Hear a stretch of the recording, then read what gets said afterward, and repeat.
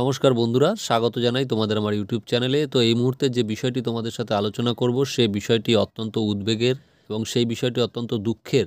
তার কারণ সেই বিষয়টি হলো স্কুল সার্ভিস কমিশনের যে 7 তারিখে হিয়ারিং রয়েছে সেই সংক্রান্ত। কিন্তু এখনকার মূল আলোচ্য বিষয় হলো যে আজকে যে সমস্ত চাকরিজীবীরা অর্থাৎ যারা চাকরি পেয়ে গিয়েছিলেন স্কুল সার্ভিস কমিশনে, সেই সমস্ত যোগ্য শিক্ষক শিক্ষিকা যারা নিজেদেরকে বলছেন, তাদের যে আজকে কলকাতায় আন্দোলন। এই কারণেই এটা দুঃখের, কারণ আজকে রবিবার।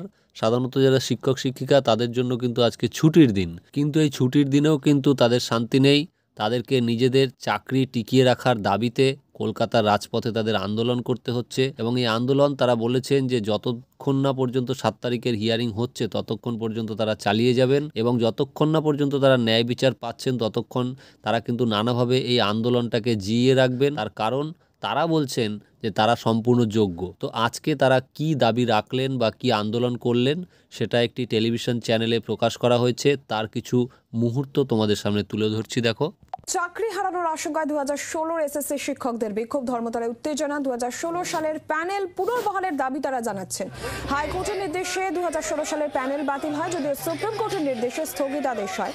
ওয়াই চ্যানেলে যাওয়া তাদের মিছিল করে যাওয়ার পরিকল্পনা ছিল, কিন্তু তার আগেই তাদেরকে আটকে দেওয়া হয়। এরপরেই রাস্তায় বসে পড়ে বিক্ষোভ দেখাতে থাকেন তারা। তাদের মধ্যে 5 জন প্রতিনিধি মুখ্যমন্ত্রীর অফিসে গিয়ে ডেপুটেশন জমা দিয়েছেন বলে জানা যাচ্ছে। সর্বশেষ কি খবর রয়েছে, কি আপডেট রয়েছে আমরা জানবো। রনয় তিওয়ারি টেলিফোন লাইনে রয়েছেন প্রতিনিধি। দেখো নীলাঞ্জনা, মাধ্যমিক শিক্ষক শিক্ষিকা সংগঠন রয়েছে তারা আজকে সুবোধ মল্লিক স্কোয়ার থেকে মিছিল করে ধর্মতলা ওয়াই চ্যানেলের দিকে যাচ্ছেন, কিন্তু সেই সময় চাঁদনী চক মেট্রো স্টেশনের সামনেই মিছিল আটকে দেওয়া হয়। এরপর পুলিশের সঙ্গে ধস্তাধস্তি, ব্যারিকেড ঘিরে বিক্ষোভ। তারপর যদিও 4 জন প্রতিনিধি অর্থাৎ তারা মুখ্যমন্ত্রীর বাসভবনে যান, সেখানে তারা মুখ্যমন্ত্রীর সঙ্গে দেখা করার জন্য বলেন এবং একই সঙ্গে ডেপুটেশন দেন।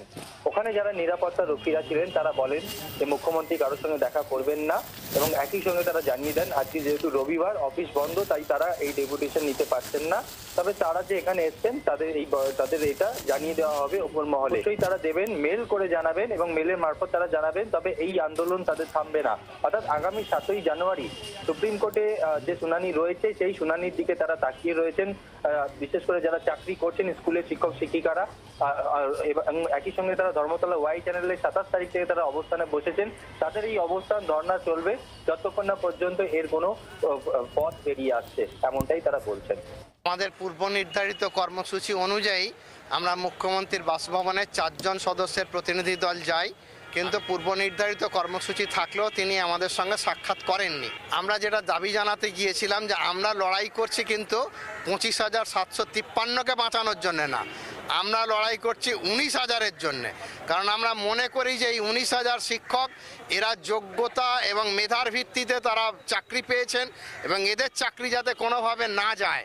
কারণ যারা র্যাঙ্ক জাম্পিং করে চাকরি পেয়েছে, যারা এক্সপায়ারি প্যানেলের পরে যারা চাকরি পেয়েছে, যারা ব্ল্যাঙ্ক ওএমআর দিয়ে চাকরি পেয়েছে, তাদের জন্য আমরা লড়াই করছি না। আমরা লড়াই করছি তাদের জন্য যারা যোগ্যতার ভিত্তিতে চাকরি পেয়েছে এবং এই দৃষ্টিভঙ্গি যাতে সুপ্রিম কোর্টেতে রাজ্য সরকার তার একাধিক যে এজেন্সি যেমন সার্ভিস কমিশন, বোর্ড, এরাও যেন সেই এক বাক্যে এটা বলে যে 19,000-এর চাকরি সুরক্ষিত থাকবে এবং এই মর্মেই সুপ্রিম কোর্টকে যোগ্য অযোগ্যের বিভাজন করতে হবে, পৃথকীকরণ করতে হবে। তো বন্ধুরা, আপনারা শুনলেন যে যারা আন্দোলনকারী তারা কি বলছেন। তারা বলছেন যে আমরা কিন্তু ওই 26,000-এর জন্য আমরা লড়াই করছি না, আমরা লড়াই করছি 19,000-এর জন্য, কারণ এই 19,000 যোগ্য বলে আমরা মনে করছি। কিন্তু সেই সংখ্যাটা যে পুরোপুরি 19,000 সেটাও তারা বলছে না, তারা বলছে 19,000 সামথিং, বা সেটা 19,000-এর আশেপাশে কিছু হতে পারে।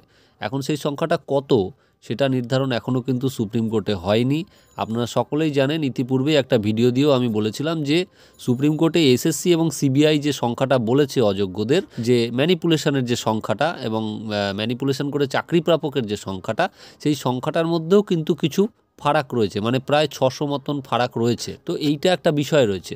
এখন সেটা আদৌ কত, মানে এক্স্যাক্টলি কত, সেটাই যদি নির্ধারণ করা সম্ভব হয় তাহলে কিন্তু সমস্যার অনেকটাই সমাধান হয়ে যাবে। কিন্তু সেটা যদি এক্স্যাক্টলি নির্ধারণ করা না যায় তাহলে কিন্তু মুশকিল। তো যাই হোক, আগামী 7 তারিখে যে হিয়ারিং রয়েছে সেই হিয়ারিংয়ের জন্য যারা এই পথে নেমে আন্দোলন করছেন তাদের জন্য শুভেচ্ছা জানাই, এবং যারা নিজেদের বঞ্চিত মনে করছেন, দীর্ঘদিন ধরে যারা ধর্ণা মঞ্চে অবস্থান করছিলেন এবং তারা এখন অবশ্যই এটা দিনের আলোর মতো পরিষ্কার যে অবশ্যই তাদের মধ্যে অনেকেই কিন্তু যোগ্য, কারণ এই অযোগ্যরা বাদ গেলে সেই সমস্ত ক্যান্ডিডেট যারা নিজেদের বঞ্চিত মনে করছেন এবং ধর্ণা মঞ্চে অবস্থান করেছেন দীর্ঘদিন, তারাই কিন্তু ওয়েটিং লিস্টে রয়েছেন এবং তাদের মধ্যেই থেকেই কিন্তু কেউ না কেউ সেই জায়গায় চাকরি পাবে।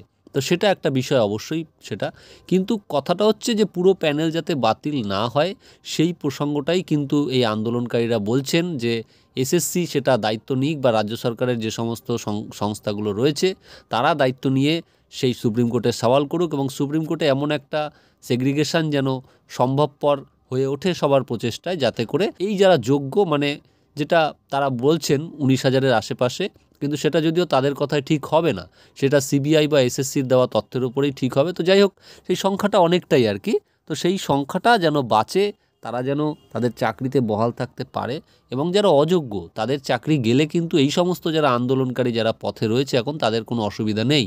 তারা বলছেন যে যারা র্যাঙ্ক জাম্প করে পেয়েছেন বা যারা নন লিস্টেড ক্যান্ডিডেট পেয়েছেন বা যারা অনেক রকম দুর্নীতি করে পেয়েছেন তাদের চাকরি গেলে কিন্তু এনাদের কোনো আপত্তি নেই, কিন্তু এনাদের আপত্তি হচ্ছে যারা যোগ্য তাদের চাকরিটা যদি চলে যায়। অর্থাৎ অন্যভাবে তারা বলছেন যে পুরো প্যানেলটা বাতিল হলেই কিন্তু তারা বিপদে পড়বেন, অন্যথায় তাদের বিপদে পড়ার সম্ভাবনা নেই। যদি টেন্টেড যদি সঠিকভাবে খুঁজেই পায় সুপ্রিম কোর্ট তাহলে তারা বাতিল হবে না, কারণ তারা তো টেন্টেড নয়, তারা নিজেরাই বলছে। তো এই হচ্ছে বিষয়।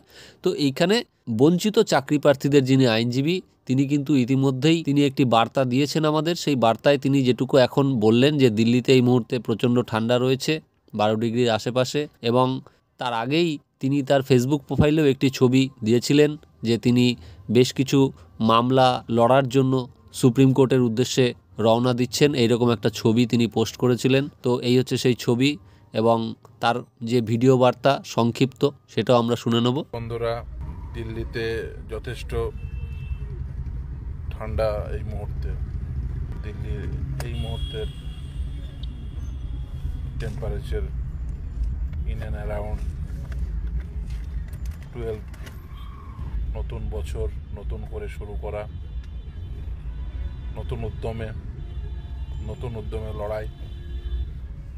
সকলে ভালো থাকবেন এবং এই লড়াই লড়তে হবে এবং এই লড়াই।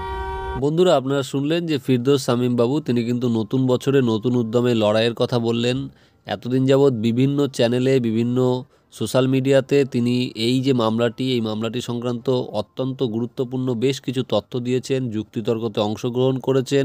কিন্তু এখন যেহেতু মামলাটি আসন্ন এবং আপনারা সকলেই জানেন যে প্রত্যেকটা আইনজীবীরই কিন্তু কিছু গোপনীয়তার বিষয় থাকে মামলা সংক্রান্ত, তো আমার মনে হয় সেই কারণেই তিনি এই মামলা সংক্রান্ত বিষয়ে কোনো মন্তব্যই এখন আর করলেন না, যেহেতু আগামী পরশুদিন মামলাটির হিয়ারিং রয়েছে। তো দেখা যাক সেই দিন তিনি কি উপস্থাপনা করেন, বা আমাদের বঞ্চিত চাকরি প্রার্থীদের পক্ষ থেকে আরও একজন যিনি আছেন বিকাশ রঞ্জন ভট্টাচার্য, আশা করি তিনিও সেদিন উপস্থিত থাকবেন এবং তিনি কি সাবমিশন তুলে ধরেন।